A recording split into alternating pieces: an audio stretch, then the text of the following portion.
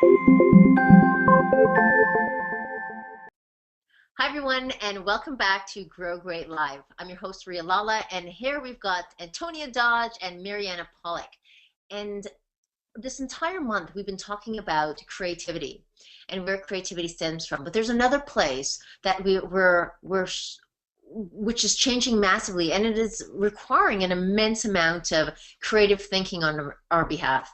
And that is in the area of parenting and the different dynamics that two parents in the home, be it two men, two women, a man and a woman, but the way that relationship is morphing and changing is something that is requiring us to think in new, novel ways of how to parent our children, especially when two people with completely different backgrounds have come together and now they're trying to raise a child. So today we're talking about the role that gender plays in our household and how they're influencing the dynamic that's being played out in the house. So let's start with you, Mariana. If you could tell us a little bit about what happens in the household between your husband and you, and how you raise, and how that informs your parenting, and what type of creative hats you have to use. We'd love to hear. Oh boy, being an older girl, it gets kind of lonely sometimes over here. It's interesting how you said that people with different backgrounds come together, and also us being from a different country, living here.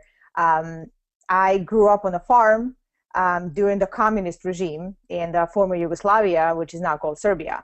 And my parents, as smart as they are, they didn't finish any kind of, high schools or anything like that, but very pragmatic, very still, smart and informed people. It was kind of interesting to see how all that played in, and also being culturally kind of, women are meant to, stay at home and, take care of the children and take care of the husband and always have a house in order. It's kind of like the traditional country. And in that sort of way, yes, of course, we had working mothers, a lot of them. But there was still, in addition to their work, they were supposed to be the mothers and the wives that, everything was expected of them. I didn't necessarily care for that growing up, even though my mother tried to install in me tradition as much as possible. I never felt like I fitted in. And that, as my grandfather said, you will probably, live somewhere very far away from here. I can see that. And, God rest his soul, he was right. So here I am now living here in this democratic countries, I would say, where, all my dreams that I ever had, pretty much all of them came true, and they're still coming true.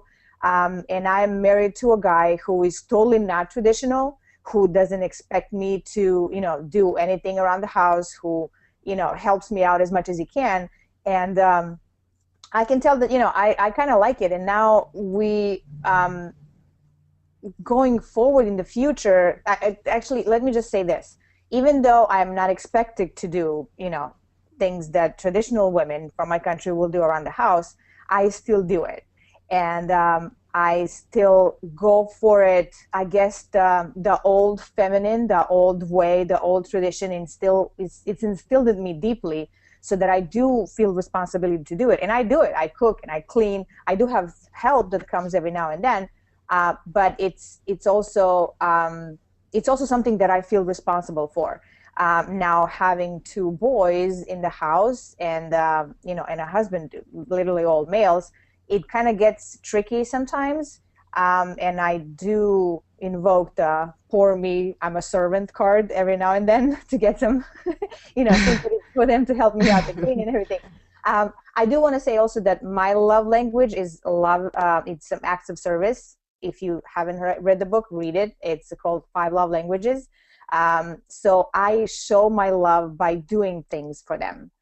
Because how we like to be shown love, we show it to other people. So I show them, by, making things easier for them and cleaning and making them nice meals and everything like that. So I guess the background is still, like I said, deeply instilled in me, and I'm okay with that as long as I don't feel pressured to do it. So it's good to do it because you choose to, and not to be pressured at.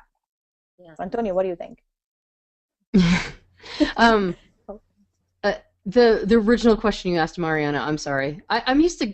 Let me see, going first so I forget the question. Sorry. No, what was the question? The question was, how does gender roles play out in your household? I mean, you can give some background on how you grew up. Also, how is that influencing how you're raising your daughter?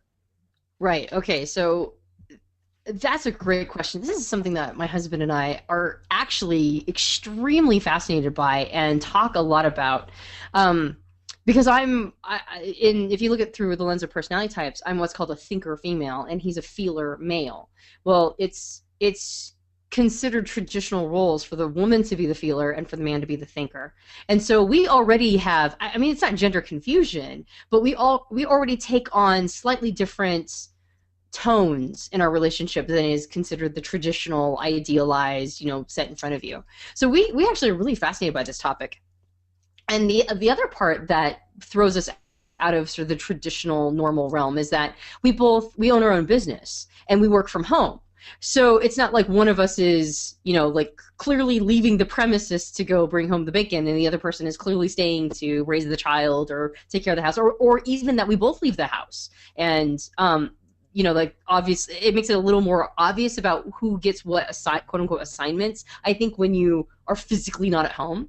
Whereas when you are physically at home and working from a home office, it's really easy to go, hey, did you want to take care of the dishes, or do you want me to, or like during a break, or how's that going to work? It's a lot more free form. There's a lot more openness, and because of that, there's a lot more conversation around who's going to do what. One of the things that we were talking about sort of off camera, which I think is fascinating, and I'm going to go ahead and like jump in and bring it up right now because I think it's so interesting, is this concept of we have very equal, quote unquote, assignments that we've assigned ourselves, right? Like, if the house is trashed, it's our job to clean it. We feel like it's a completely shared task, just like our business is a completely shared task. However, if somebody comes over and the house is trashed, Joel doesn't even blink. Or like that isn't even, he's like, okay, well, it's trash. It just happens to be trash right now. Whereas I'm mortified. like, oh, they're seeing my house dirty. Oh, no, right? And like run around quickly, try to clean up. And I'll feel stress about it. Like it'll create stress inside me that somebody's going to see my house, right? Not our house, which is when we're allocating assignments, it's our house. But when somebody sees it dirty, it becomes my house suddenly. And it's so interesting that we have to, by definition, because of our, where we're at in life, how the modern world has created for us opportunities to both work at home, to both have shared tasks and assignments. The programming of this is the woman's responsibility to have a nice house is seeped inside of me very deeply. And my parents had more traditional roles in that way, and that's probably a big piece of it, but I don't think it's just that. I don't think it's just my parents. I think it's society. There's a lot of social consciousness thinking that says the woman should be proud of her home. Like that's where she shows her pride. And if somebody comes in and sees it trashed, she's somehow showing a lack of pride. Like she's not taking pride in her home. She's not showing herself and her identity at its best because she's allowing that extension of her, which is her home, to be less than optimal. So there's a lot of programming inside me, even though we don't live in that world, right? Like our reality is different than that traditional idealization, but that's still inside me. So there's a lot of triggers there. And it's a matter of trying to find a balance. Like, how do I reconcile those two worlds? How do I reconcile, like that our reality is more of a shared component, but my idealization, my social pressure it's just on me. It's an interesting topic. I mean, I honestly don't have a specific way that I reconcile at this point. It's still something I'm thinking about and working through, but I don't think I'm alone. I think there's a lot of women who probably feel that way, who probably feel like my life doesn't match Ozzy and Harriet, and yet the expectations still do. Yeah, I can totally relate, Antonia. I find that, but where I feel this anxiety of how the judgment that is put on me about whether or not I have a meal cooked or a house that's tidy from the outside world, and also recognizing that the other person is judging me. It's not just me feeling like I'm judged, but the other person is judging me, because be it a man probably might be oblivious, but a woman walking into my door, she herself may not be judging my husband, she'd be judging me, right? and about how well. And where I think this originated was from a very patriarchal religious constructs that have just permeated through every aspect of our culture and our society, and it's created an environment where women were relegated to cooking and cleaning and domesticated tasks, and men are out hunting the beast. And that has permeated into the entire culture, which is still remnant. And it doesn't matter. It doesn't matter whether I believe in God or not. I grew up very non-religious. I grew up with a father who believes that women rule the world, who felt that all his $3, can really should not play with dolls, should not cook, should not clean. Now, I understand that's an extreme version. I'm not advocating that. I'm just saying, growing up in that environment, you can imagine where my mind would be at, and yet still I feel the pressure of this. Growing up in a non-religious home with only playing with trucks and doing guy stuff. So it is a very curious question, where does this come from? That is where I think it comes from. But now, where I see it rearing its head is, I have a husband who grew up in a tradition, he doesn't have any expectations on me, but he has a way of observing his parents and the different roles that they played. And while he may be advanced in his thinking, it's an interesting dynamic for this reason for me. One, because where my stress levels are in terms of how I interact with, the kids, my own relationship to whether this house is an estate or not, my relationship with my husband, it's still affecting the space. So why this is so important and interesting to both me and my husband is because I'm just very aware that our kids are always watching us. They are watching us to take very careful notes on the role that they are going to play in their own life. I can't do anything about the societal constructs, no matter how they've come from culture, from religion, from wherever it came from, but it's there. It's in the air. And because I don't have any control over that, what I can control is what they get exposed to within our home. And that is a very conscious responsibility in what our kids are exposed to in terms of what roles we play. So maybe I actually do enjoy doing the cooking in the household, and my husband might enjoy doing other things. But if they always see me as the cook, or they always see me as the predominant cleaner, or the person who does the bathrooms, or the person who gets the overnight bag ready, then they are cementing in their mind who they are in the world and what their expectations are of others. And one thing I want for my son is for him knowing that who I am will directly inform the type of girls he dates, the type of girls he marries, what he values in the relationship. Whether if he has a strong mother, he might be looking for somebody that's maybe opinionated and gives him a run for his money, or maybe not. But we have seen that who we are does influence who we choose to be with. And so I'm very aware of how I show up and how my husband shows up as contributing to their worldview.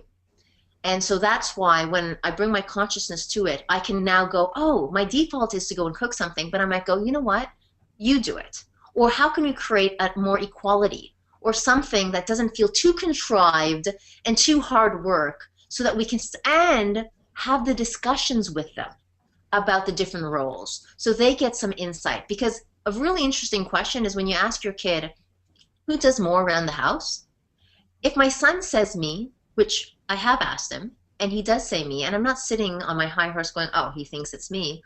I'm thinking that isn't helpful for his own development if he has that worldview about the woman's doing that. I find it very disempowering as well. So I want him to see, what can we do? How can we brainstorm? How in our family meetings can we talk about this, talk about different roles? They're at the age at 6 and 8 where we can have really deep conversations about this and get really great insights. So that's where my concern comes about gender roles, is there's that. And the other aspect that I'm not going to talk about right now, but we can certainly talk about next month, is my own inner frustration. That even if I do these things, do I have a hum of frustration, martyrness that comes out in me about what I do for the family? And am I creating this, or is it being created for me? Because I like to believe that I'm all powerful and I create my world. And so I always like to feel like the control's within me. So how do I, if I am creating this, or if the world is creating this, how can I change it as much as I can within my ability so that it, we can have more balance. Yeah. Mariana, what's coming up for you? Antonia, were you going to say something? I hear that, I can see that you have something on your tongue. No, actually, I was going to ask you before I start talking, because I saw a cue as well that you probably had something interesting to say. So why don't you go first, and then I'll... I think it's an important conversation. I think it's an important conversation to have, the gender roles that play, especially with, like you mentioned, Ria, with two men as parents, two women as parents, a man and a woman, and then a different dynamics. How many children, are more of them girls, more of them boys? Is it a boy and a boy and a boy and a girl? And why is it important is because it's a long term, like what we do right now, it affects long term, not just us, affect our children and then their children and ultimately the world. It's just a ripple effect of how gender dynamics can, change the world down the line, 2 or 3 generations from now. And that's when the creativity, like Antonia mentioned, comes, to be its best. How do we make it so that the gender dynamic, it's actually the one that produces value for our family and then the world, and not necessarily is detrimental to how we feel, how our spouses feel, how our children feel. And I guess I'm just looking too much into the future, but for me, I always go from that point perspective. How is it that what I'm doing now, it's affecting my children down the line, and their children as well. And the masculine and the feminine, which we're going to talk more about next month, I think it's really, really important, because we all have layers. We all have our cores, it's a masculine or a feminine core, whatever it is for you, and then we have layers of each that are created toward based on the references, based on upbringing, based on the environment. And how is that playing the role? How are the masculine boys growing up with a masculine mother, and how is that affecting them later on in life in searching for the partner? And I just think that, I can't wait for the next episode to answer all these questions. Mm-hmm. Antonia, you were going to say.